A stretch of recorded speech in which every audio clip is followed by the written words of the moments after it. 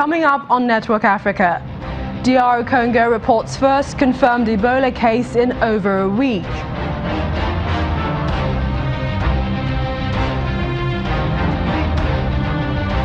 South Africa's Jacob Zuma makes second court appearance on corruption charges.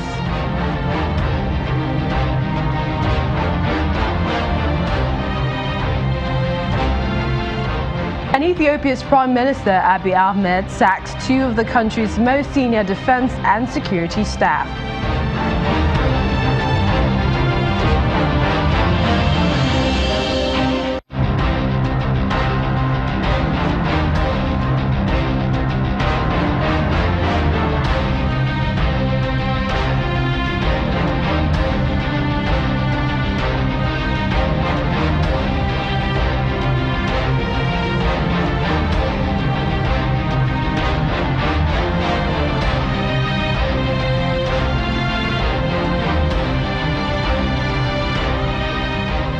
Hello and welcome to the program. I'm Militants.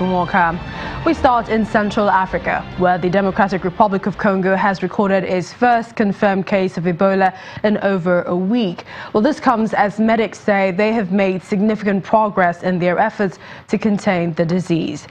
The patient, a known contact of someone who is believed to have died from Ebola on May the 20th, was confirmed positive on Wednesday for the hemorrhagic fever in the rural community of Iboko.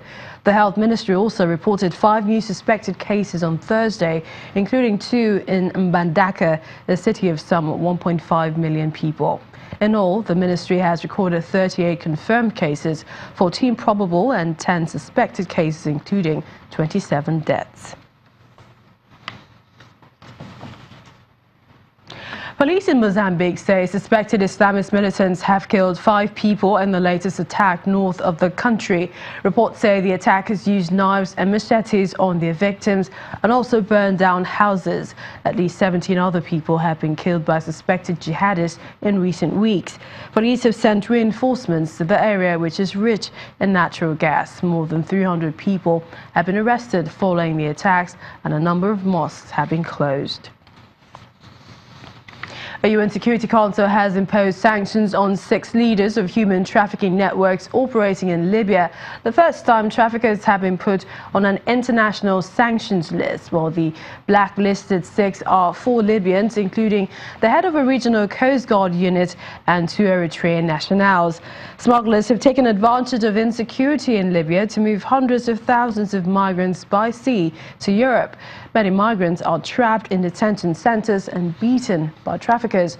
The sanctions, a global travel ban and assets freeze, were the result of an internationally backed Dutch proposal. Initially presented on May the 1st, the proposal was held up by Russia, which sought to examine the evidence against the 6 men. Staying with the migrant situation, over 130 migrants now from Ethiopia have been deported from Yemen as the war-torn country continues to serve as a transit point for African migrants, while local officials in the government-aligned city of Aden say that 15,000 migrants have been caught in the city's checkpoints. Yemen, which is the poorest country on the Arab Peninsula, has long been a transit point for migrants and refugees from East Africa, many of whom are fleeing hunger and violence.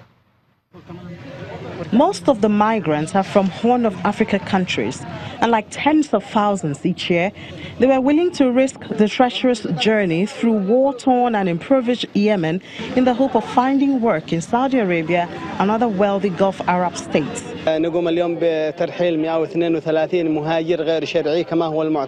Today, we are deporting 132 illegal migrants as usual. They are Africans from Ethiopia. This is not the first time and won't be the last. We deported 100 others 2 days ago, and there will be more in the coming days. This is a normal occurrence.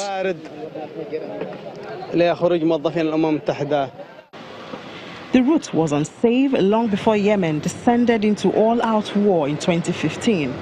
According to the United Nations Refugee Agency, hundreds drown each year on the perilous sea journey, and those who make it face multiple risks, including death by assault, extortion, and abuse by criminal networks, as well as the hazards stemming from the war in Yemen itself.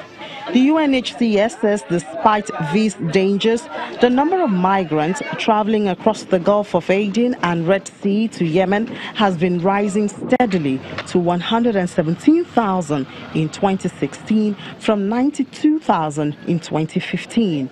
The three-year war in Yemen has resulted in the deaths of over 10,000 people, displaced millions, and brought the country to the brink of famine. And the former president of South Africa, Jacob Zuma, has made a brief appearance at the Durban High Court, where his case has been postponed to the 27th of July this year. Mr. Zuma is facing 16 charges relating to corruption, racketeering, money laundering and fraud. The charges are part of an arms deal where he allegedly benefited illegally while he was a member of council in the KwaZulu-Natal government. After the brief court appearance, Mr. Zuma addressed hundreds of supporters outside the court. Dancing defiantly to a cheering crowd, he pointed out that he is not going anywhere and cannot wait for his accusers to prove their case because he knows there is none.